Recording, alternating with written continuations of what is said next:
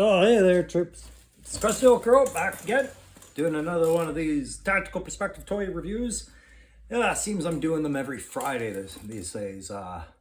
Friday's the day I go out and I treat myself and I hunt down a figure and I decide, okay, well, I want this one. And if there's a store that has a bunch that I don't already have, if they don't have the one I'm going for, I'm making a day of it. And today, it was a one-stop shop. I found Grunt, so we're doing Grunt. Let's keep it simple because that is the beauty of the infanteer that is Grunt. So we are talking about number 87 in that series of G.I. Joe classified 6-inch, these homage to the Buttes from the 80s. So you got him on the front, and look how simply just ready he is. He is an infantry soldier, and this is what you want your infantry soldier to look like. This is what people are buying up in droves to do a troop build with the Joe. This and the Steel Corps Troopers, and there's a lot of compatibility because he does come with his own Steel Corps Trooper helmet, which is fine. I'm not a big fan of these Steel Corps Trooper helmets. I like things like balaclavas and facial features and tactical helmets, bump helmets like the ones that these guys are wearing and things like that. But this isn't as much of a bump helmet as a hard shell helmet. And that's what the Steel Corps helmets just remind me of motorcycle helmets or attack chopper helmets or like pilot helmets. And I'm not big on that for an infantry type soldier. I get that they're coming with jump packs, but whatever. Anyways, this isn't about Steel Corps. It's just the fact that you have the option of troop building with Grunt. Like, people are buying them up. In the States, you guys seem to get them at Target for like $11.99. Here in Canada, I paid the full $35.99 at the big box Walmart because that was the only place I've been able to find him since he came out. And I was surprised to even find him there, quite honestly. So I grabbed him while I had him. So for me to triple stack and start troop building with Grunt wouldn't make sense right now. As I said, he's number 87 in the series. There's that box art. And then over here on the side, you got that QR code that you can scan, go on to Hasbro Plus. He's got his PCFs, primary combat functions in here. Guys, it's infantry, infantry, infantry, infantry, okay? Repeated on the back. Here we go. We got the legal gobbledygook and then the digital render of the figure and what he's coming with. So if that wasn't in frame, I apologize. Okay, they want you to focus on the fact that he's got a pouch on his back, on his leg. It's probably his first aid kit because he is infantry, and it would be nice to have that repeated on them. I'm just imagining, so we'll look at it in a minute. And then he's got that flip down feature, heads up display portable unit, which does come off his chest, and we'll look at that. I'm not going to take it off his chest. It's one of those pin-in features to the second layer, and I'm no good at that when we do that on camera, so we're not going to bother. He's got two weapons options. He's got his standard issue M16 variant with the mag, and then he's got his more to homage to the cartoon, his laser type weapon. Okay, there, and then the backpack, which can carry both weapons on that ever so sensible trigger post way of doing it, but whatever, I digress on that point. He's got a knife and he's got a sidearm pistol, then the helmet and the Steel Corps type helmet. And there you go. That's the figure in a nutshell. I am a big fan of the box art and it will look good next to the ones on the shelf. Inside the box, you get another one of that box where they frame it. And you notice that on the box it was Robert Grunt Graves, right? So the consistencies I've talked about before with the naming convention persist. With number 87, as it's shown on the Pelican case, Robert Grunt Graves. There you go. And the weapons were in the bag. Okay, so what do we know about Robert Grunt Graves as I pan over? Well, I'm looking over at his file card right here. And for those of you who might be new to the collection and saying it, oh, God, I remember that guy. Let's look at him, and then we'll get him in shot there.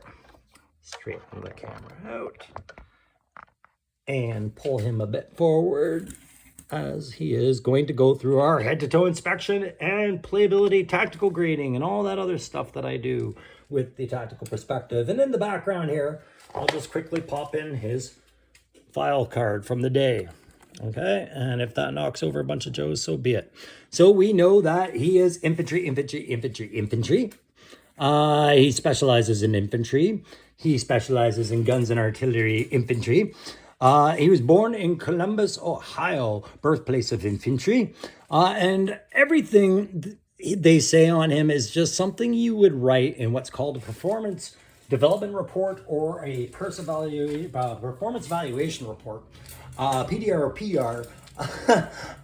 Just saying that this guy has achieved within his his trade, but nothing too personal about this guy. Like the most personal they say about him on his file card is that he's highly motivated, systematic individual. He's a stand-up guy who doesn't blow his cool in a firefight. Guys, I work with a lot of infantry in my career, and I'll tell you that describes almost all of them, okay? Familiar with all NATO Warsaw Pact arms, like in domestic civilian arms? Yeah, okay, that's everybody above the rank of Master Corporal usually in the infantry at this point. As does he graduated advanced infantry training. Okay, so there's his sergeant's qualification for sure under his belt by then. And finished top 10 in his class, okay? And then he's qualified expert on a bunch of weapons. So, you know, he was in the upper third of his class for sure. Good on him.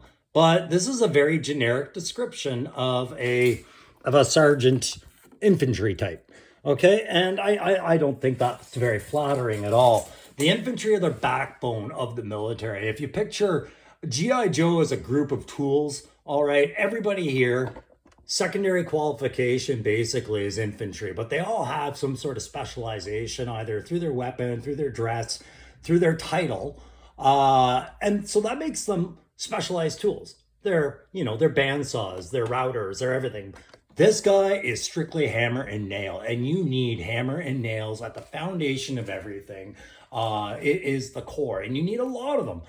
In infantry, they are the most versatile tool in your box. And by the time an infantry in the Canadian Armed Forces has gotten about 10 years under his belt, especially in this modern military post-Afghanistan era, the guys learned enough lessons in firefights and strategies and tactics and dealing with the populace and with all the courses within his trade. And this guy, I'm telling you, every infantry above the rank of Master Corporal or Sergeant that I worked with had a rep for their business, and it was always a good rep. Like, these guys are efficient. These guys are non-BS, and they are 100% dependable. So I found this file card a little just not personal enough for a guy like Grunt. I would picture Grunt being the backbone of these guys. When guys like Duke, Flint, Beachhead aren't around, this is your guy. This is your go-to guy. So we're going to have a look at him. Head-to-toe inspection. I'm going to take the helmet off for that. And we'll get a closer look at our buddy here, Grunt, who I can't seem to give enough praise to. Okay. So there. Oh, geez. That camera post. I got to get a new camera stand, guys, at some point.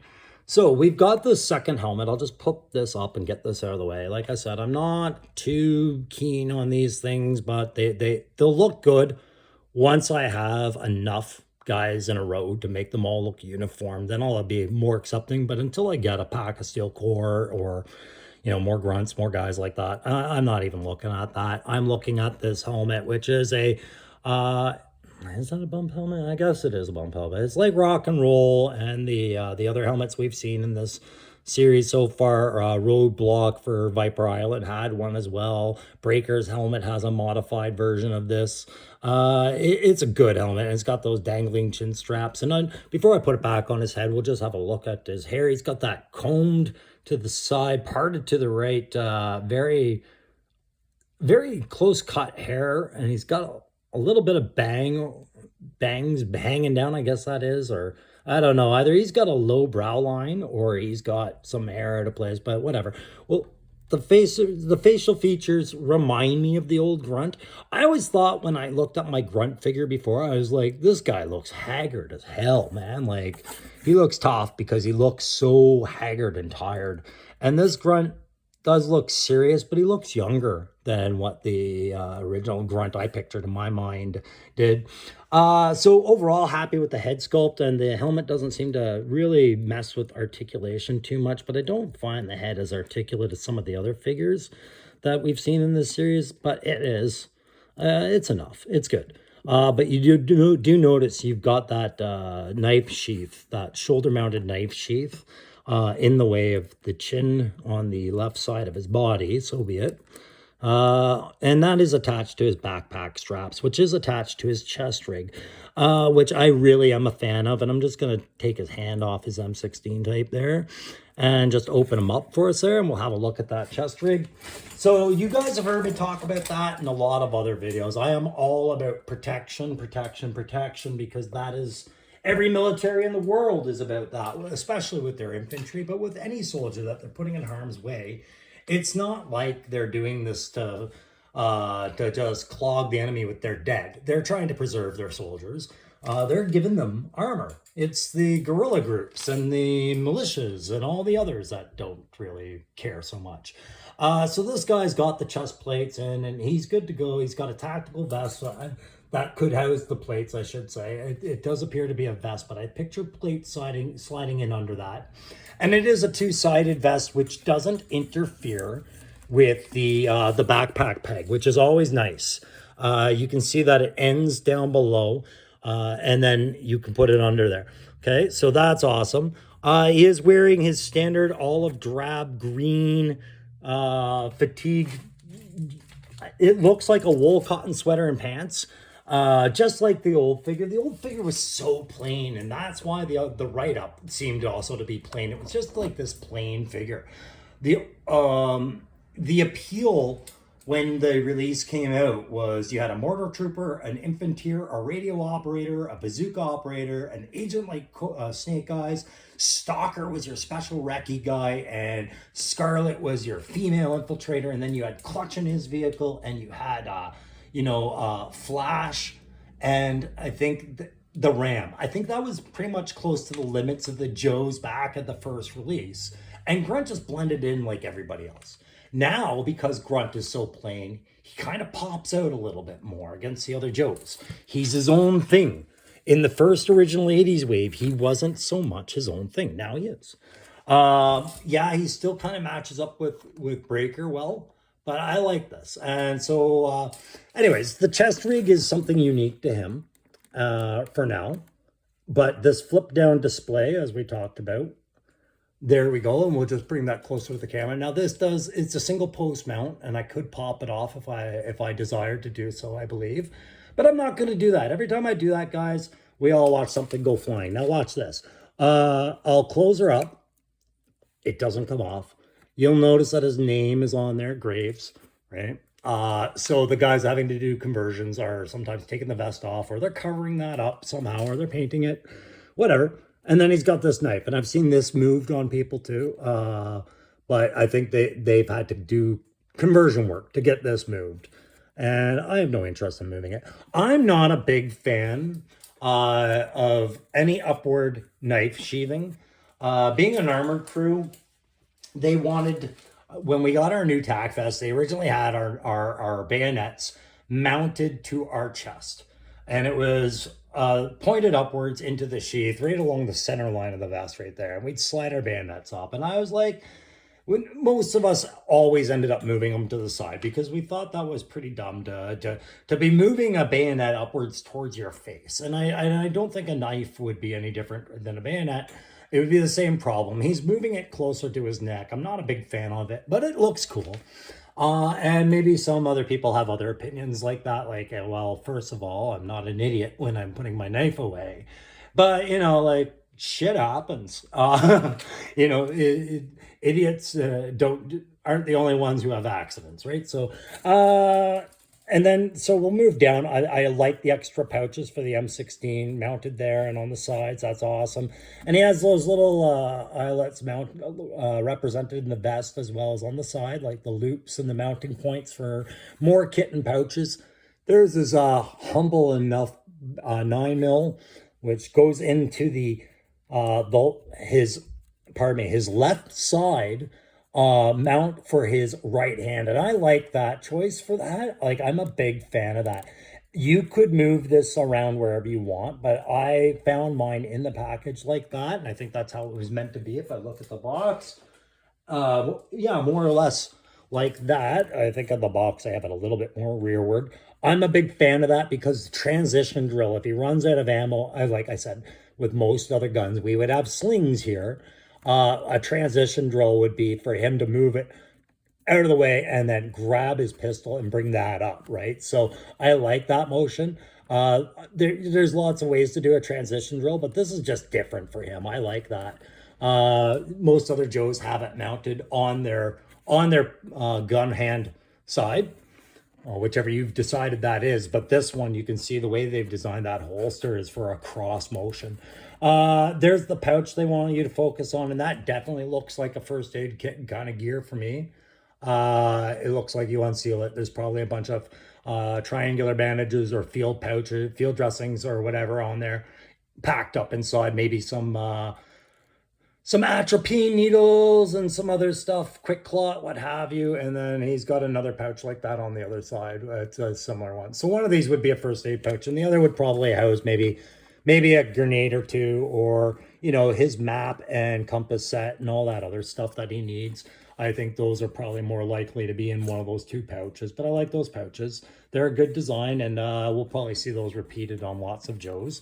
And that's overall. You can see his points of articulation in play here are just fine. I love the fingerless gloves, and you can see this wool sweater designed, like they include things like the sleeve. He's got some patches on there, or just off-colored pockets, I guess they are. Yeah. But just some nice details. This is the kind of stuff that we were wearing back in the 90s, right? And they were wearing this stuff in the 80s, back when these guys had to look at the military and design a Joe. So if you think back to the 1980s, it was the end of the Cold War era. We were looking at the Balkans and doing a lot of stuff there. And the olive drab plain uniform had been working for us.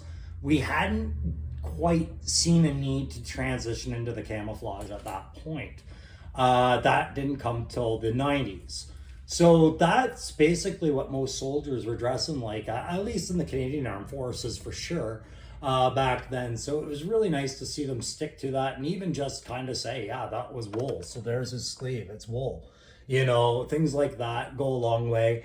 I'll finish up with the boots that I've always shouted out. That is the standard.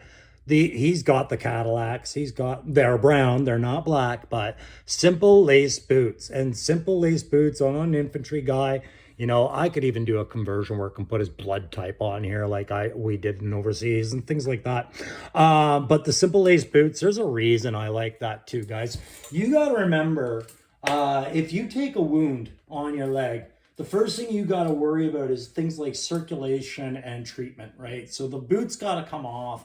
And if you've got all this crap strapped to your legs that are keeping me from seeing if you're bleeding out of major artery or what's missing, like what do I got to do to treat you?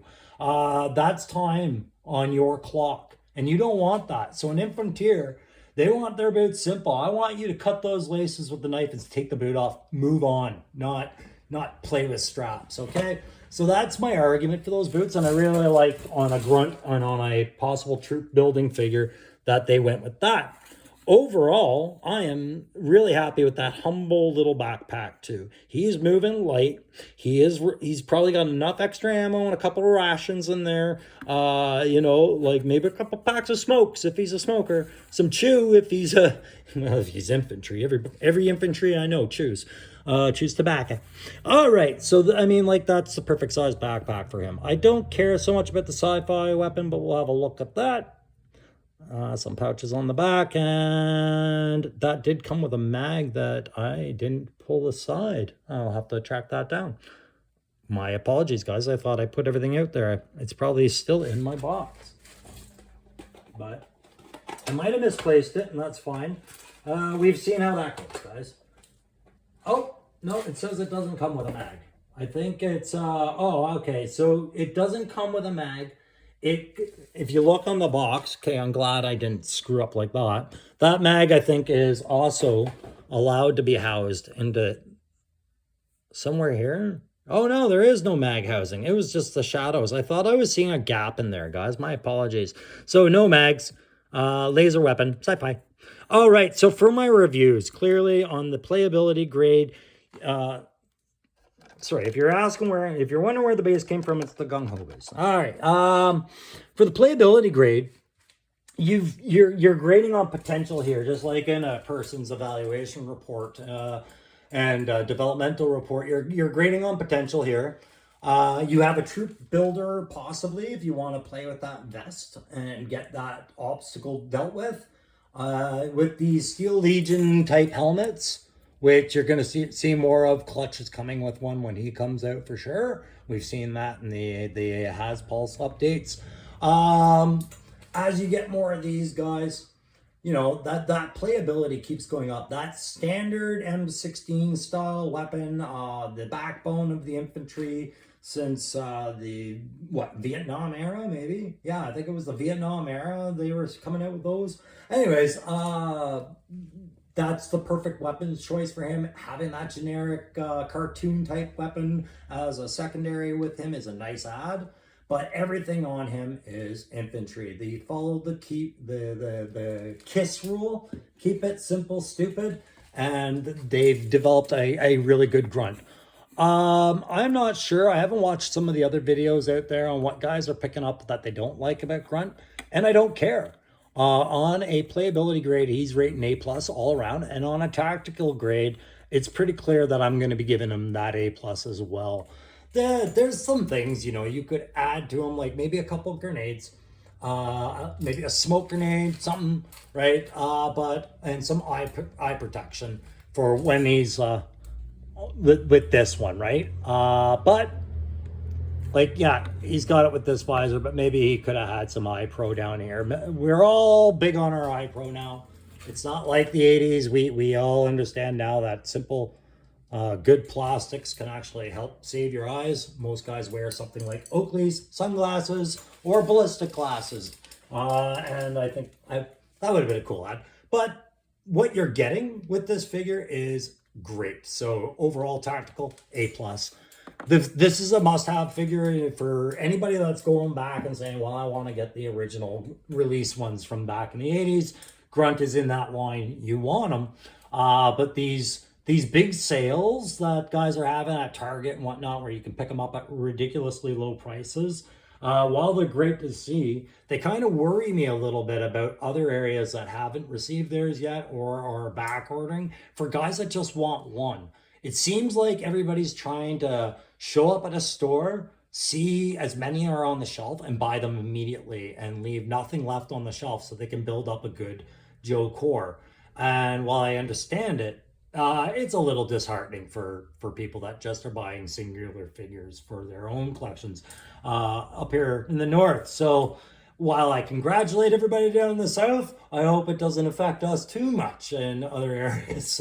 I'm still trying to find a Firefly. So thank God Firefly is in a troop builder, eh? Anyways, that's it for the tactical perspective today. I have been the crusty old crow, Ryan. For those of you who keep forgetting my name, don't matter.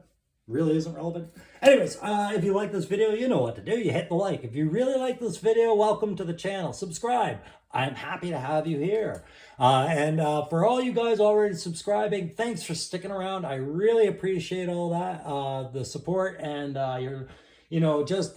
it's awesome to just meet with like-minded people and talk about Joe. So that's all I got for Grunt today. Now you know, knowing's half the battle. We'll talk to you next time. See ya.